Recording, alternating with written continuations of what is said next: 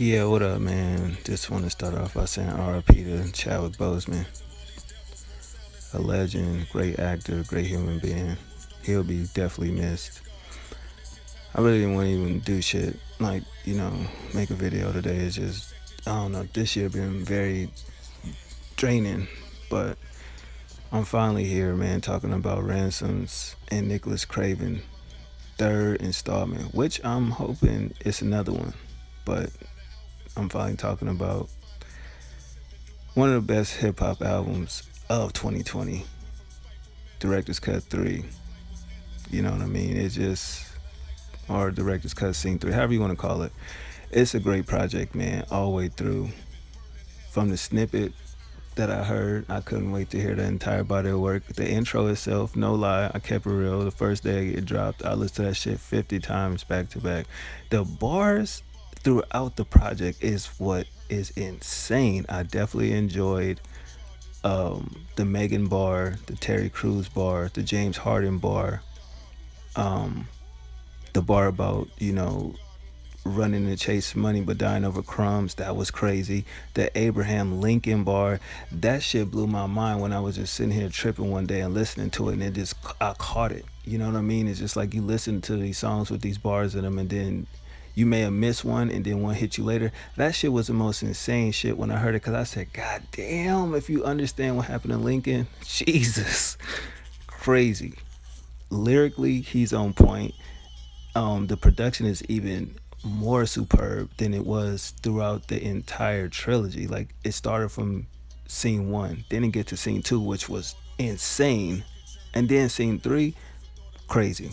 You know what I mean? I didn't know what to expect when this dropped, and I was like, man, I wonder if he gonna do something insane to where he actually, top what his last work was.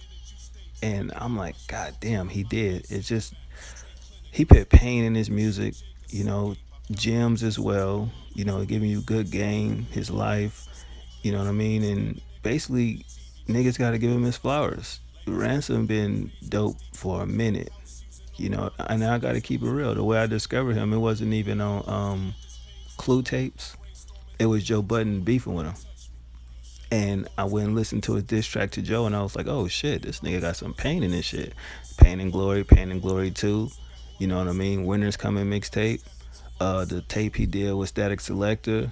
So I've been following his career since then. But shout out to Joe, because if it wasn't for Joe, I probably would have never checked him out. You know what I mean? And I went back and looked at his older works. You know what I mean? And he definitely dope, but his flow and his lyricism has definitely improved. If you look from the 2000s all the way through to now, you see it. He coming to his own. It's like when Fab did what he did with all his previous mixtapes. But when he got to the Soul Tape series, that was just on a whole different lyrical level. It's like, where's this nigga been at the whole time? You know what I mean? But it's not about them. It's about Ransom.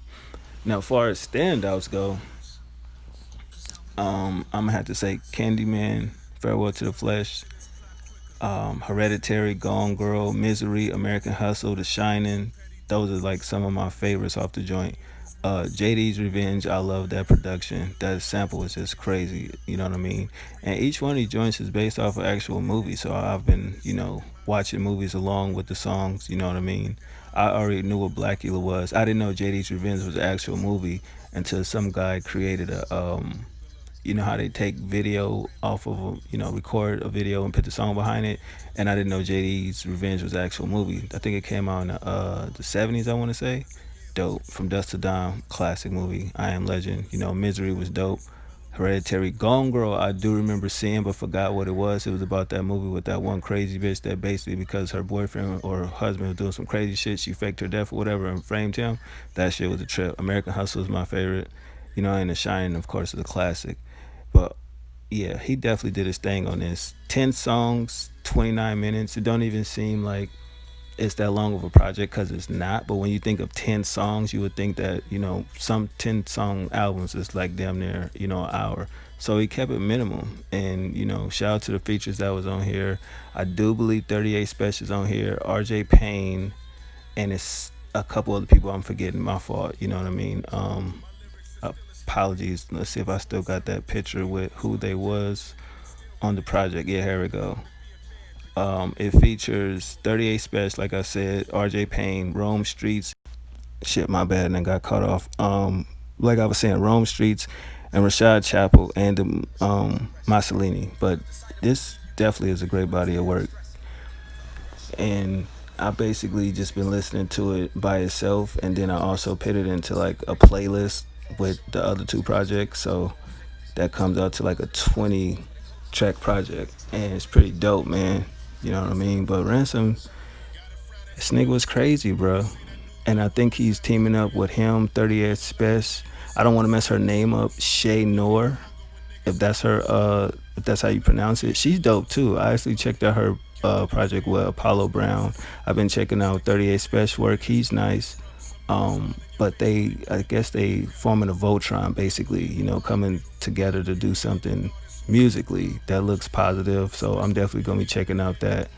But yeah, man, Director's Cut Scene 3 was just crazy though, man. Like, I keep going back to certain tracks over and over, like Gone Girl, when I just got the vibe of it. You know what I mean? It's just the production and just the sampling alone. Because sometimes you listen to music sober. A lot of people do if they don't drink or smoke weed or do anything else. But sometimes I like smoke weed and then listen to it. It gives a different vibe. Or I may drink some nice wine and sit with the album, and it hits different through uh, certain things you indulge in. You know what I mean? So I definitely feel like this is a solid body of work. And a lot of niggas have been sitting here acting like it's not, and naming other artists like their body of work are better. Just because there's a lot of quantity don't always mean it's quality. But these three projects definitely quality.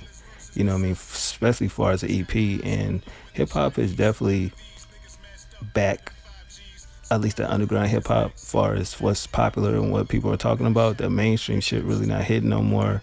The mumble rap era seems to be dead. A lot of the artists, they ain't even delivering good music anymore, and they ain't dropping projects. So I definitely feel like underground hip hop has definitely been doing good. And shout out to Bodie James, signed to a Griselda. That song he got called, I think it's Roxy Cotton. I don't know if I'm saying it right. That is my shit. That sample, Westside doing the ad libs, and the poetic poem at the end of it, it's flawless. Like, that chemistry right there is dope. I just wish it was a longer song and he had at least two verses. I could have did without the West Side Gun part, but I definitely like the poetic thing at the theme at the end of it. I think that was dope. But I definitely wanted Bodie James to really get inside that track and really deliver, because that shit is just crazy. That's one of my favorites as well right now. Maybe I should just start talking about videos where I talk about my favorite songs. But basically, Director's Cut Scene 3 Fire. Y'all check it out.